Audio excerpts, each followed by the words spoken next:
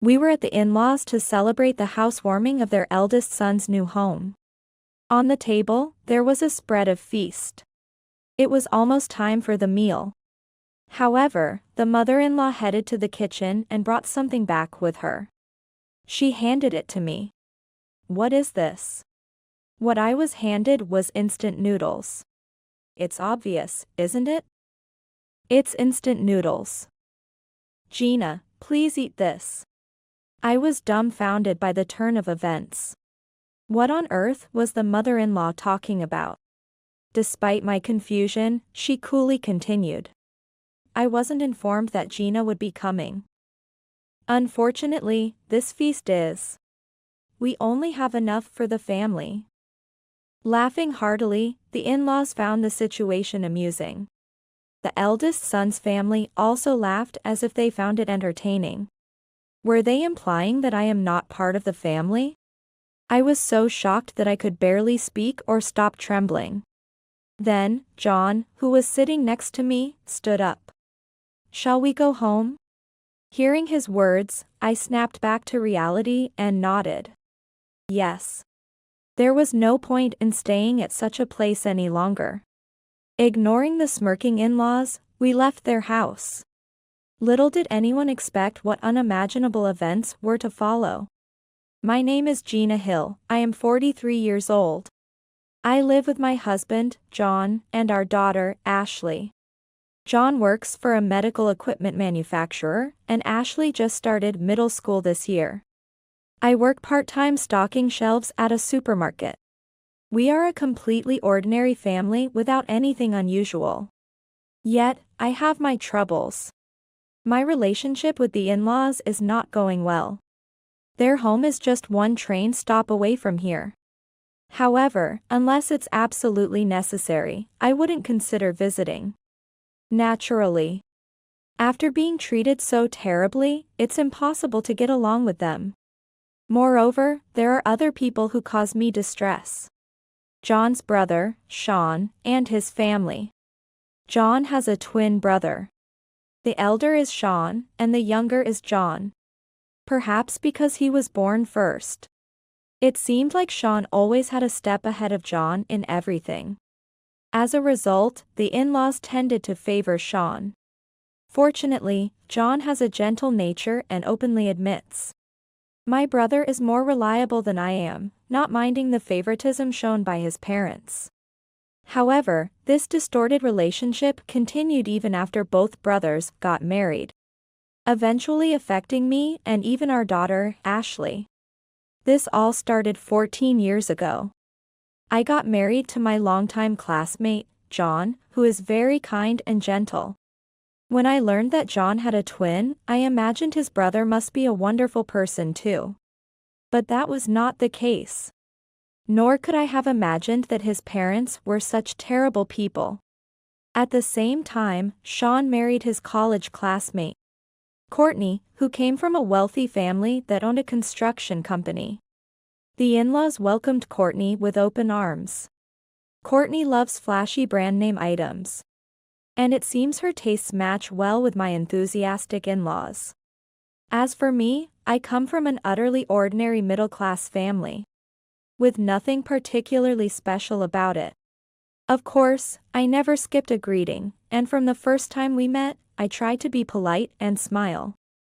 However, the in-laws would often compare Courtney, the wife of the eldest son, to me, the wife of the younger son, and belittle me. Gina is so plain. John has chosen such a bland partner. Compared to Courtney, you lack sophistication and glamour. It can't be helped.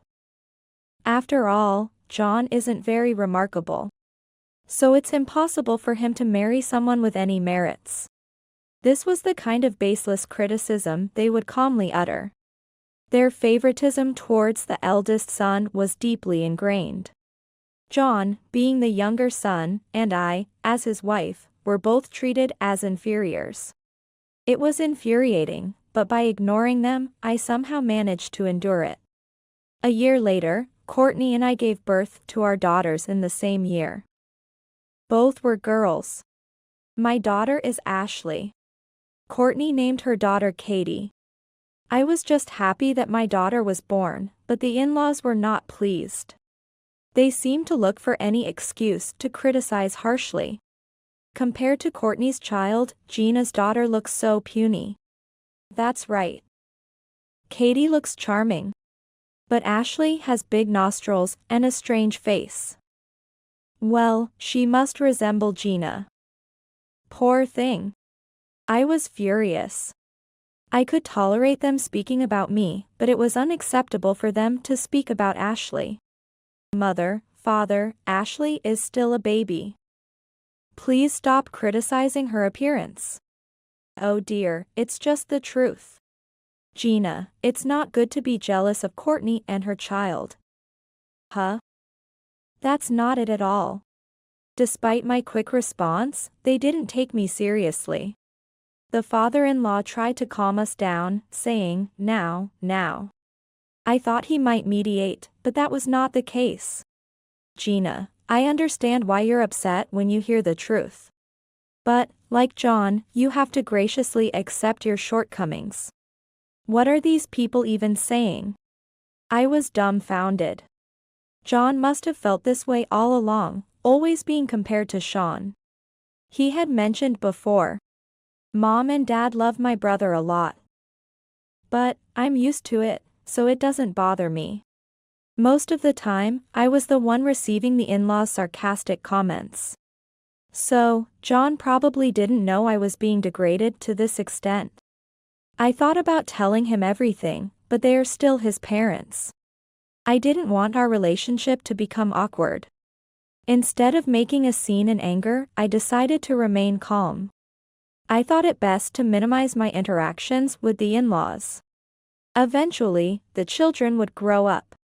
That way, the gatherings at the in-laws' house, which happened every so often, would eventually cease. That's what I thought. But the situation took an unexpected turn. Time passed, and my daughter Ashley became a middle school student. I'm home. She entered, sounding exhausted. Welcome back. What's wrong? You seem down. Yeah. I saw Katie at school today. Katie, the daughter of Sean and Courtney, is Ashley's cousin. Unfortunately, or fortunately, Sean's family lives near us. Even though they went to different elementary schools, they ended up at the same middle school due to district zoning. Although Ashley and Katie are in different classes, they see each other at school because they are in the same grade. Sean's family looks down on us, though not as much as the in-laws do. Sean mocks John, and Courtney has a haughty attitude. Naturally, their daughter Katie is no different. Right upon seeing Ashley, Katie started bragging. There was a party at Grandma's house recently. It was to celebrate my entry into middle school. I received so many gifts, she said. Ashley was taken aback upon hearing this. She, being the same age and having also entered middle school, received not even a word of congratulations from the in-laws, let alone a party. I became a middle schooler too, but nothing, right? Why do Grandma and Grandpa hate us, I wonder? That's, well. Ashley looked sad, and I was at a loss for words. It seems Ashley had a sense of the strained relations with the in-laws without being fully aware of the details. My heart ached for causing her pain. I had resolved not to involve ourselves with the in-laws anymore. But seeing Ashley's face made me restless. I impulsively picked up my smartphone and called the in-laws. Hello, Mother. If it isn't Gina. It's been quite a while. The mother-in-law answered the phone nonchalantly. Hearing her voice after so long only irritated me more. I heard from Katie about the middle school entrance celebration party and the presents she received. Ashley is also a middle schooler now. But to do nothing for her seems a bit harsh, doesn't it? To this, the mother-in-law reacted as if surprised. Oh, because we haven't heard from you and John in so long. I thought you didn't want to have anything to do with us anymore. That's because you always say such heartless things. I don't recall saying anything like that. Besides, we've already sent a present to Ashley. Sent? What do you mean? Right then, a courier delivered a package to our house. Ashley handled the delivery and brought in the package. With my smartphone still to my ear, I gestured for her to open it. When we opened the cardboard box, we were shocked. What is this? Inside was a worn-out elementary school textbook. Written in the name section was Katie Johnson, seeming to be Katie's used textbook. What is this supposed to be? Well, Katie told me Ashley's grades weren't very good. I wonder whose fault that is, John's or Gina's. Anyway, perhaps it would be better if she re-enrolled in elementary school. The mother-in-law laughed. Ashley's grades weren't particularly bad. Likely, Katie had just spread some careless and amusing rumors. And this textbook was probably intended for the trash. Ashley, overhearing the loud laughter from the phone, was trembling with anger. This was unforgivable. Mother. It's one thing to make fun of me. But please stop doing such awful things to Ashley. Oh, scary, scary. With all that anger, you must be getting more wrinkles by the minute. Courtney, on the other hand, looks younger and younger. The mother-in-law prattled on. It was pointless to continue the conversation. I hung up the phone. I couldn't calm my rage. I had kept silent, not wanting to ruin the relationship, but this was the last straw. I told John everything. This happened. Can you believe it? I've been putting up with your parents for a long time. Thinking they're your parents. But to make fun of Ashley too, I can't forgive that. John fell silent with a complicated expression, then spoke. I see. So you and Ashley went through that too. I was always compared to my brother and told I was no good. I got used to hearing it so much that I became numb. Pretending not to care and just shrugging it off.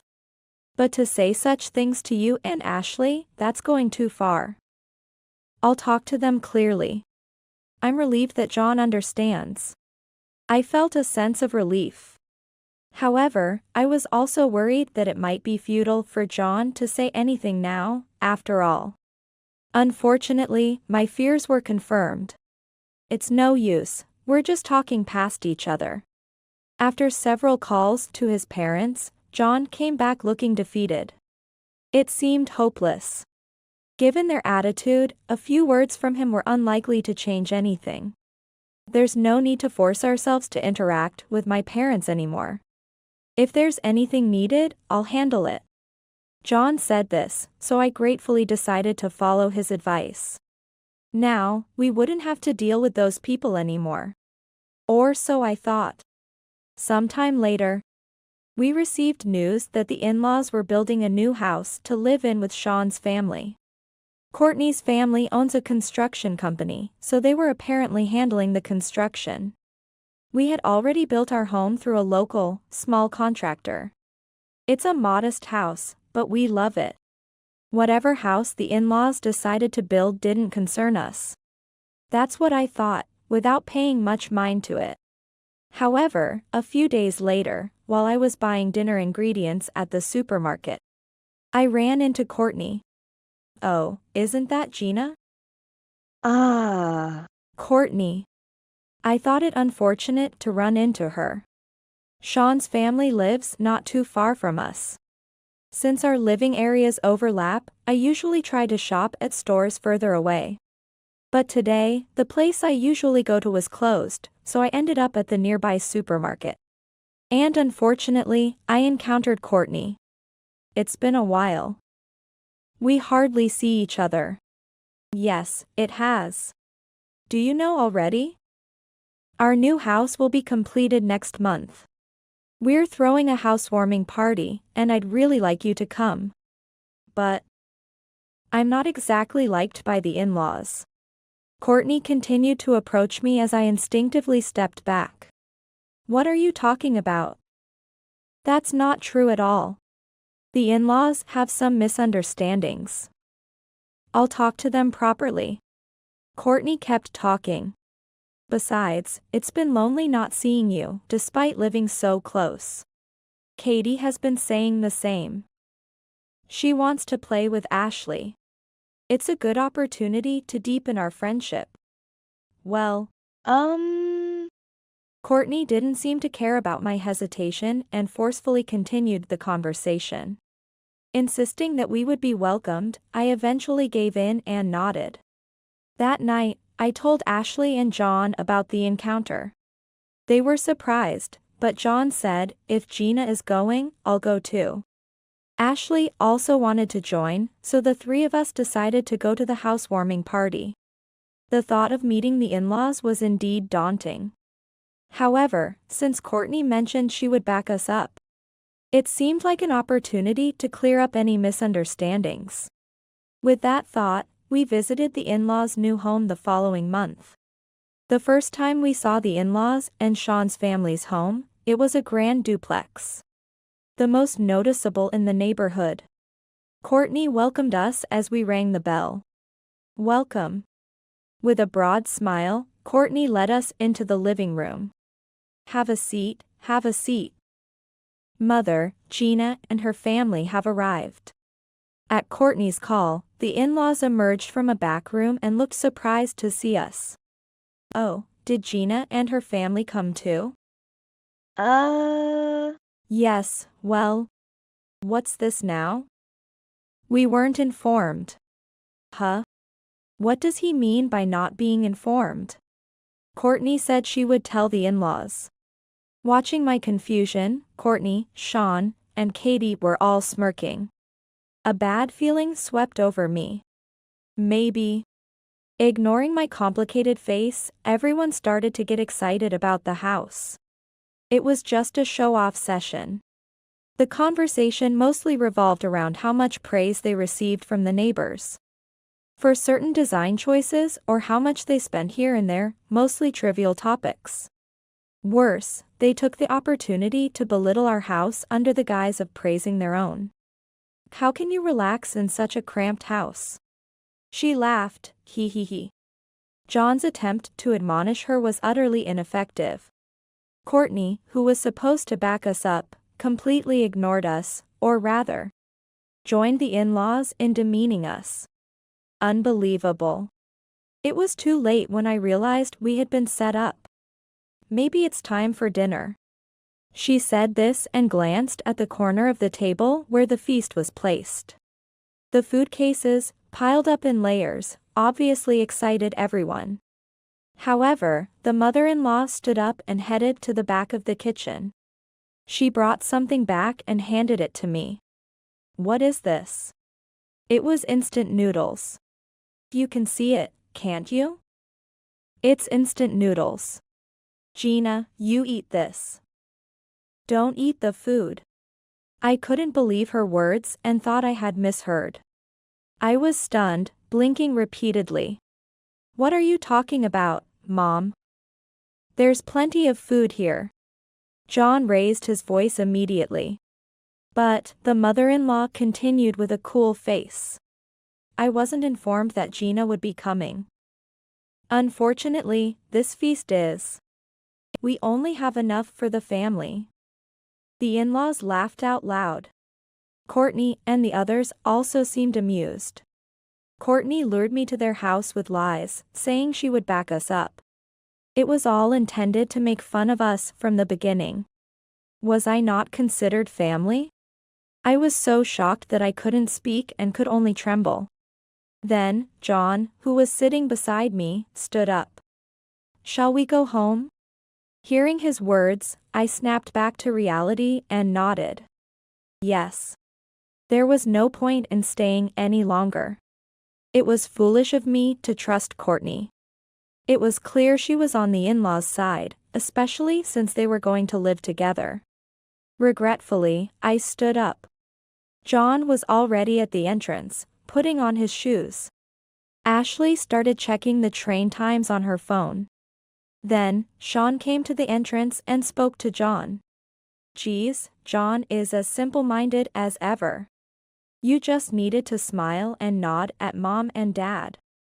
Maybe then, you could have gotten a piece or two of the food. He laughed crudely.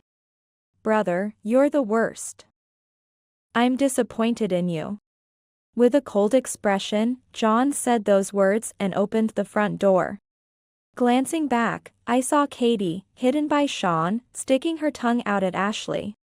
Ashley ignored her, probably thinking it was pointless to engage. There was no way we could deepen ties with such a family. With that, we left the in-laws' house behind. Coming home felt like a relief.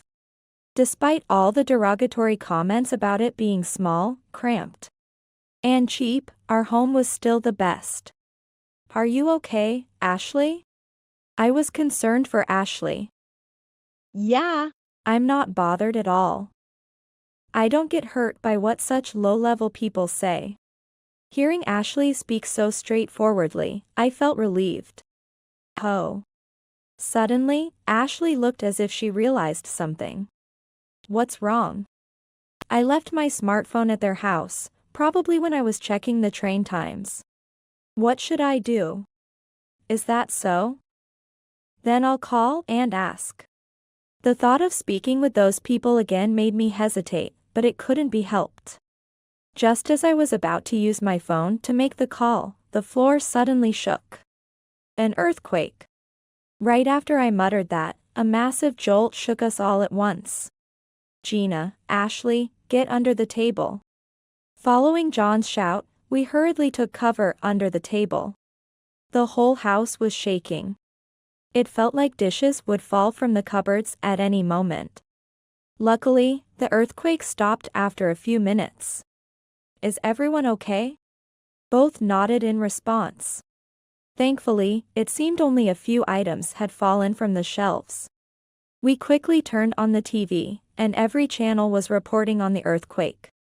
It was a significant tremor, with the epicenter located in our region. We looked at each other, thinking about the in-laws and Sean's family's home. Although we hoped they were safe, we had to consider the worst. Besides, we still needed to retrieve Ashley's smartphone. I'll check on them. I called from my smartphone, but the mother-in-law didn't pick up. John tried calling Sean, but only the call tone echoed. I have a bad feeling. Let's go check on them.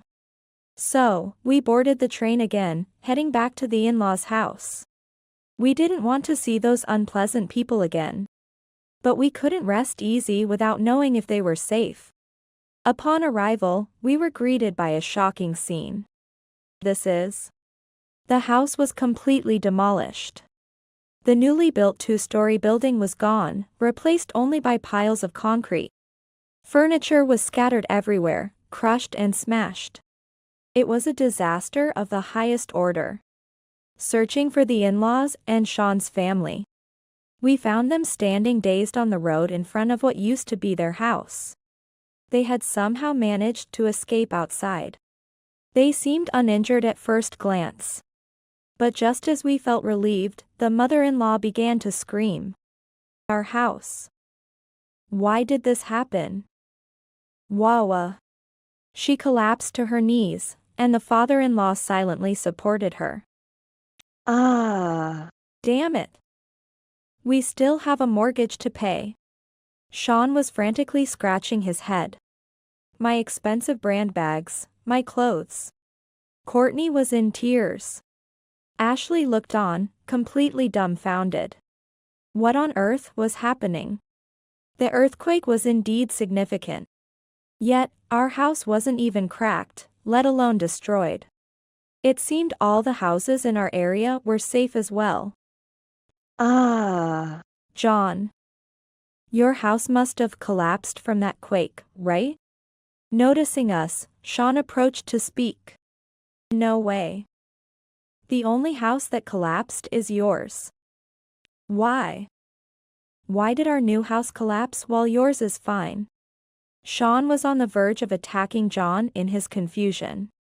Soon, neighbors gathered around, turning it into a commotion.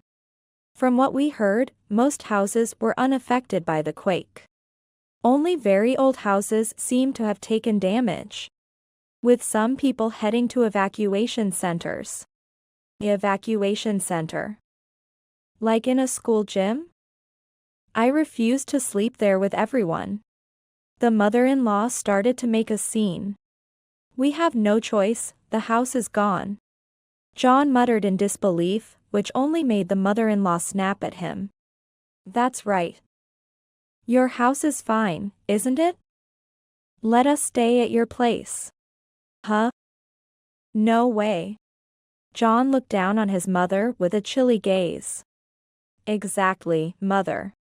I stepped forward, smiling. Who was it again that endlessly disparaged our home as being too small, lacking in style, and utterly dull? Ugh. The mother-in-law was at a loss for words. It's better than the evacuation center, mother. Courtney rudely said, wrapping an arm around the mother-in-law's shoulder. That remark irked me. To say such a thing now. We would never let you into our property. If we did, our home would be tainted by your rotten hearts. What did you say? I'll say it as many times as necessary. You're the lowest of the low, only capable of belittling others. Although Courtney continued to rant, it was pointless to argue further, so I ignored her. Ashley, did you find your phone? I asked Ashley, who then noticed Katie holding a smartphone. That's my phone, isn't it? Oh. You were probably going to snoop through it or play a prank after I left it behind. Then the earthquake hit, and you panicked and took it with you, right? Caught off guard, Katie remained silent. Is your phone inside the house? Too bad, it got crushed. Lucky for me, my phone is safe. Ashley swiftly took her phone back from Katie and ran over to me. Shall we go, Mom? Yes. Goodbye. Everyone. We ignored the stunned in-laws and Sean's family and quickly headed home. While I felt a pang of sympathy for their loss of the home they bragged about so much, inviting them to our place was out of the question, considering what they might do. It's best to keep away from those people. Seeing John and Ashley relaxed at home, I thought about how I didn't want this happiness to be disturbed. Several days later, the truth behind why the newly constructed house of the in-laws collapsed was revealed.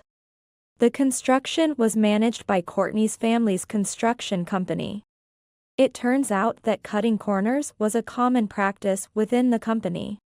They skimped on essential safety features, used cheaper materials, and reduced the number of bolts, doing only the bare minimum.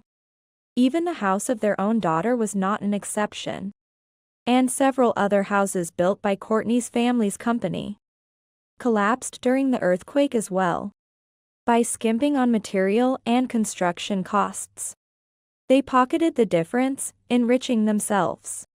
It was odd for a new house to collapse. It looked luxurious on the outside but was hollow inside. I thought it was just like the in-laws and Sean's family. They had it coming. After learning the details, any sympathy for them completely vanished. Following that, a police investigation was launched, and Courtney's parents were arrested for violating building codes. The company ended up going bankrupt. As for the in-laws and Sean's family, they had no choice but to stay in an evacuation center. Despite their initial reluctance, they had nowhere else to go. In our small town, news of Courtney's company spread, and they became known as the family of a fraudulent construction company. Living in embarrassment, Sean frequently complained to John over the phone. It's uncomfortable being pointed at in the evacuation center, he lamented. But that was just their past actions coming back to haunt them. It was hard to feel anything but disbelief. Nonetheless, peaceful days were finally within our reach, or so I thought. One day, after some time had passed, John's phone vibrated. Hello, it's me, huh? Yeah. Got it. From John's tone, it was clear something bad had happened. What's wrong? Did something happen? I asked as soon as he hung up the phone. Well, it seems the folks got food poisoning from the lunch served at the evacuation center. It was pretty bad, and they've been hospitalized. What? Apparently, all 5 of them, the in-laws, Sean, Courtney, and Katie, were affected. Such an unusual occurrence. They're on the mend, thankfully. But their character hasn't changed one bit. John chuckled wryly. As soon as they felt better, they brazenly requested, "Bring us something delicious to eat." What? They're still saying that. What do they take us for? Should we give them what they want? John grinned mischievously. Ew. No way. Well then, how about we bring them this? John pointed to something in the kitchen. Ah. I see. Seeing what he was pointing at, I couldn't help but smile, looking forward to visiting them. Thus, we decided to visit the hospital where the in-laws were admitted. Following the receptionist's directions, we found their room. By chance, the entire family was in the same room. John. Gina. We've been waiting for you. Upon noticing us, the mother-in-law dramatically exclaimed. She seemed a bit thinner, but her complexion was good. First, the house collapses, then food poisoning. When it rains, it pours. It's like we're cursed. The father-in-law spoke in a pitiful tone. Sean, Courtney, and Katie looked utterly weakened. With pale faces and still connected to 4 drips, seemingly lacking the energy even to converse. Naturally, their poor condition was expected, but for Courtney, the arrest of her parents and their bankruptcy must have hit particularly hard. So, did you bring what I asked for? I've been craving lobster bisque. And a tart from that famous patisserie wouldn't be bad either. To her rambling, I showed a smile. Mother, I brought something even better. With that, I handed her something we brought from home. It was instant noodles. What? What is this? Didn't you say that non-family members get instant noodles? So, I prepared exactly that. Wah. Wah. The mother-in-law tried to retort, her mouth opening and closing in disbelief. Everyone's still too weak to eat proper food anyway. Buying anything else would be a waste. Instant noodles last longer. Eat it when you're better. Saying this with a smile, John handed instant noodles to the father-in-law. Here, this is for you, brother. Of course, what he gave Sean was also instant noodles. You like new things, right? This is a newly released flavor. Miso mayonnaise soy sauce. Excited? Sean looked at the instant noodles with a pale face, too drained to reply. I then handed Courtney her portion of instant noodles. You like luxurious things, don't you, Courtney? Here's a celebrity instant noodles. Perfect for you, though I have no idea what it tastes like. Courtney shot me a resentful look as I chuckled, but by now, her gaze meant nothing to me. Ashley also handed Katie her share with a smile. You like sweet things, right, Katie? Here's chocolate-flavored instant noodles from me. Here you go. Katie looked like she was about to cry. All right, we're heading out. John signaled it was time to leave. Ashley and I followed suit. But pausing to think, I turned back and stated firmly. You mentioned earlier, Father, that it feels like you're cursed. I think it's all just desserts. You're merely reaping what you've sown. Karma, isn't it? The in-laws and Sean's family looked frustrated. But this seemed like just punishment for how much they had belittled us. I hoped they would reflect on their foolishness in the hospital room. Walking home, feeling refreshed, John remarked. Good thing I kept those various flavored instant noodles from the year-end party bingo. They were too exotic to eat. Who knew they'd come in handy like this? They served their purpose. We laughed together. After about a week in the hospital, the in-laws were discharged. It seemed they'd return to the evacuation center, but that was not to be. The evacuees unanimously refused their return, having behaved imperiously during their stay, making them unwelcome. Their food poisoning stemmed from greedily hoarding deluxe bento boxes for themselves, eating them even after days had passed. It was exactly as I had suspected. Everything was the result of their own actions. I thought their misery was due to the scandal involving Courtney's family business. But their shameless and ignorant behavior persisted even at the evacuation center, causing trouble for everyone around. Thus, they were denied return to the evacuation center after discharge, a fitting end for them. They later moved into a rundown apartment, introduced by the local government, living crammed together in a decrepit setting. Their troubles continued as the in-laws' physical conditions weakened from the hospital stay. Sean and Courtney now spend their days caring for them, enduring endless complaints and fights. Katie has become noticeably disheartened by the discord at home. According to Ashley, she has recently started skipping school and hardly ever attends anymore. Her usual confident demeanor is nowhere to be seen. On the rare occasions she is seen, she seems to be enveloped in a gloomy aura. Living with that family, it's no wonder. Cutting ties with them early on was the right decision. We are now living happily. Our life is free from worries about being compared or ridiculed. Our home is modest and small, and neither I nor my family have any special talents. But indeed, happiness is here. It's not about money or luxurious brands. It's about treating a loving family with kindness, which alone warms the heart. Even without comparisons, a perfectly ordinary happiness is attainable. As long as they don't understand this, the in-laws will always remain unhappy. Our home today is still filled with laughter. John and Ashley seem to smile more brightly than before. May this happiness last forever. This is my quiet wish from the bottom of my heart.